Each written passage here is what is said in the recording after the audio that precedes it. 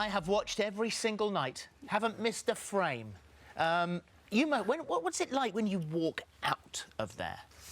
Do you know what I said actually to Emma? It was like a 3-day party. You know, you're trying to get your surroundings again. You're seeing people that you're not used to seeing, and you feel a bit kind of shy because you're sharing the house with, you know, you're familiar with everybody in there, and then you see someone different, and it just changes so quick. It's strange. You were surprised that you didn't get as many boos when you came out. You thought there'd be more. Why? Yeah, because obviously the Steph thing, you know, we were going off the crowd reaction, so we obviously knew why she was getting booed. So I was surprised why. It takes two to tango, as they say, doesn't it? I think people are starting to realise, you know, she's gone with her heart as well. That's what I feel anyway. I watched your interview with Emma when you came out, and it looked tough. I mean, it was for tough. you. I got agitated, like it was because you're coming out, remember, and you know you're a bit shocked with the crowd and all, and then your friends and family are there that you want to give a hug to, and then Emma's obviously doing her job, and they're the questions that she had to ask, and that's fair enough. But I was just trying to get my surroundings. Well, they're the questions that we've got to ask as well, Jeremy, as you well know. Yeah. What the hell were you doing? I mean, this is on the telly. Did you forget at any time that this was on TV? No, not at all. Like, I knew there was, but like you forget about the cue balls. You used the L word. Yeah, you dropped the L bomb. You did. Right. So when you're in that confined space, obviously, love is a strong word. Like I said, it's a dangerous word. I don't think anyone really knows what love is it? It's an emotion I felt at the time, and it's like. I think she confided in me a lot, and like we helped each other. It was kind of like a duo that looked after her in there. Kinda. But I do think Scotty T's going to win, and I'm rooting for Scotty. And what about when Scotty comes out with you and him? Oh. Well, the thing is, I wasn't really sure what was going on because obviously he has been a bit too flirty with Tiff, which is completely fine because he's single, I'm single, whatever. But whatever, get out of the way. But he gave you a look. He gave you a look at the press conference. At the press conference, he was kind of looking at me like, you know, we are hopefully going to go for dinner when we get out. And you still want to? You still? I would like to go for dinner, you know, chat to him. Do you want him to be your boyfriend? Oh God. I was drunken, and with vomit on my face, and I leaned like this to lift her robe to see here. This the strap is what bikini is this today, and she didn't have a bikini on, and then that's when it turned into a naughty situation. But Jeremy, and was fearful. You have to open a robe substantially. If you pull a robe back and you're looking for a strap, you have to open a robe more than that for what happened to happen. Well, luckily, the Hatfield Police Department did a very in-depth investigation, and any sexual stuff has been dropped.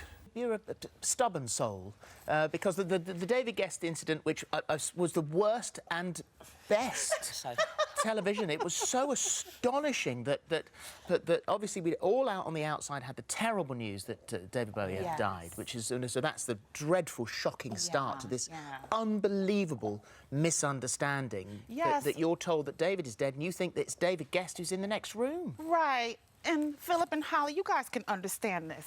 We don't get the paper in there, so the next closest thing to David in my head is David Gest. And he was suffering from a bit of a cough, so I just thought maybe the cold killed him. No, he had pneumonia. He was very poorly. Yeah. And we'd all taken turns during the bits you don't see.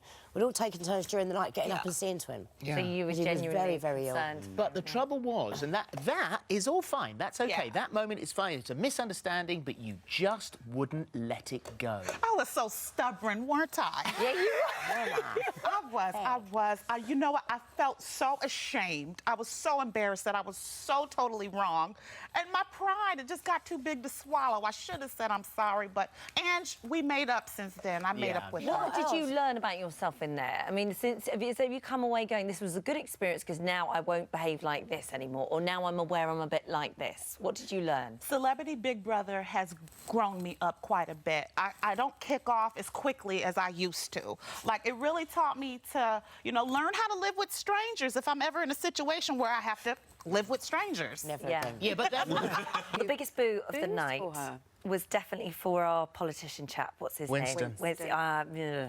Don't like him at all. No, his VT didn't do him any favours. Well, he said that was the things he's saying outrageous. I mean, it was blatantly homophobic. Absolutely, and it's, you know, it's a tricky one on launch night for me because, you know, you kind of see that 60-second VT, and, you know, last night it's a long show. We've got a lot of people to get in. You've got to get them in as quick as possible. So to challenge somebody on that at that point is quite difficult.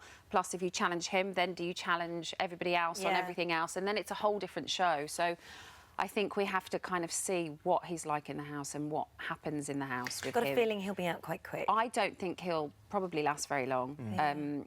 And then that's when the challenges and the questions come. And did he say he was running for London Mayor? Let's hope not. Tolerant London Mayor he'd be. I know. I am aware he's got a lot of problems going on away from the show and in his personal life. And do you know what? If he wasn't admitting to anything, because it was very difficult, because I was in a position where they didn't catch it on camera because it's in the toilet. So he could have turned around and said I was lying about the whole thing. And that's something that was in the back of my mind as well, which kind of really did upset me. But as soon as he came out, he admitted to what he'd done. And the reason I didn't press charges was, for me, I know how court goes. It's a very long process. You don't move on.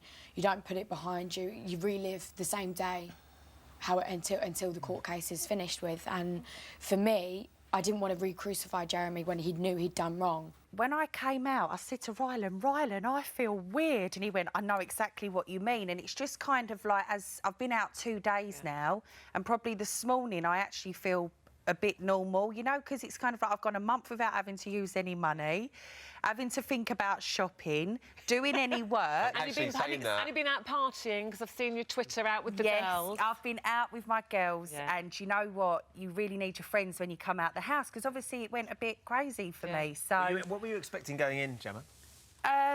Well, I don't know. That's the thing. You must have spoken to some friends who've been in or anything. I didn't. That was the thing. I was so busy leading up to it. Wasn't that the mistake you made about the jungle as well? You didn't...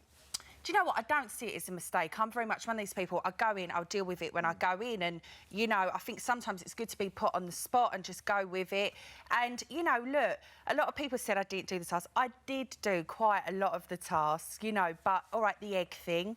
But, you know what? I had an amazing time in there, and there was highs and there was lows, but genuinely, you see 1 hour of it, we was in there 24 hours a day. It wasn't always easy, Megs, was it? But we did have fun. Do you feel like you were bullied in the house? I feel like it was a situation of bullying, because it kind of was the lowest kind of argument, where it was name calling, and it was a group of people that kind of ganged together. That's how I felt, to kind of pick on one person. I mean, the argument that you saw in the bedroom with Cammy Lee, where I was literally lying in bed, I never started any arguments, and then she just went for me. And it's because she gets drunk, and she's kind of quite threatening with her behaviour when she argues, and that's not what I'm used to. Katie Hopkins I could handle, because she's more of a debating kind of person. But Cammy Lee, I found her quite threatening with her behaviour. You came out and you hadn't been that close to your son, and then he said, "You've made me really proud," and that must have been a lovely thing. That's the whole reason for me, other than obviously the work side of things and getting back to work and going back to being an actor rather than being in the papers for headlines and arguments and everything else. Going back to being an actor, that was a good thing. But to go back for my kids to be able to go to school and work and not have to defend me about magazine articles that I'm not this, I'm not that, and for them to say, I'm proud of you, that's probably the best thing that will ever happen to me. And so what about work-wise? Because has that sort of opened a door to that? Yeah, a lot of work. Yeah, he's super excited. I'm so excited. Please tell me Sam Mitchell, please. Are you going back to Enders? They're in talks with my agent at the moment, but I've been offered a different soap. Oh. That's more long. I'll probably go to probably more long running, but I'm not going to say I won't be going back to EastEnders for a small while. But I'm an actor, and as much as I love doing EastEnders, love being Sam Mitchell, I want to be seen to do other roles as well, and I want to change up a bit. And I'm a bit older, and I want to try and do other things. So we might see a little bit of Sam Mitchell. You will probably see a little bit of Sam Mitchell this year. We had great laughs, we had great times, but then when she would have the opportunity, she would take digs and everyone off. And then we'd say to her, which you didn't see, because she needed to be that role. So we would say, why are you doing that? Or it's not right. And she just, you know, she didn't want to hear it. She was doing her thing. She was actually terrified of coming out of the house and being liked. She was. She was terrified of it. She was. Yeah. Well, I mean, she crumbled when people were nice. Yeah. She's much more comfortable. She was tearful. In the Panto Boo role. Yeah. She's much more comfortable She does play it well. She does, and she hides her vulnerability with it. She hides her epilepsy by putting up this wall. There were really great moments. That's why she had her own bedroom. I heard people saying, she had her own bedroom. It wasn't because she was entitled. It's because she has epilepsy and fits only during the night. So, you know, they didn't show it, but she took a nap one time, and she fitted, and I was the only one in the room standing over her going, oh, my God. I didn't know what to do, because my friend was, you know, and she woke up and going, what are you doing? Why are you standing over me? There is a beauty inside of her that she let the world see, and I was so excited for her to come out. And I said to her, they're all going to see a new Katie Hopkins. And then she's come out. And then she went right out into praise. I was like, well, there goes that, I guess. It's extraordinary. They were sitting there in the last few moments chatting It was to each other, and then she lovely. comes out and destroys her. I think, oh, well, you just can't help yourself.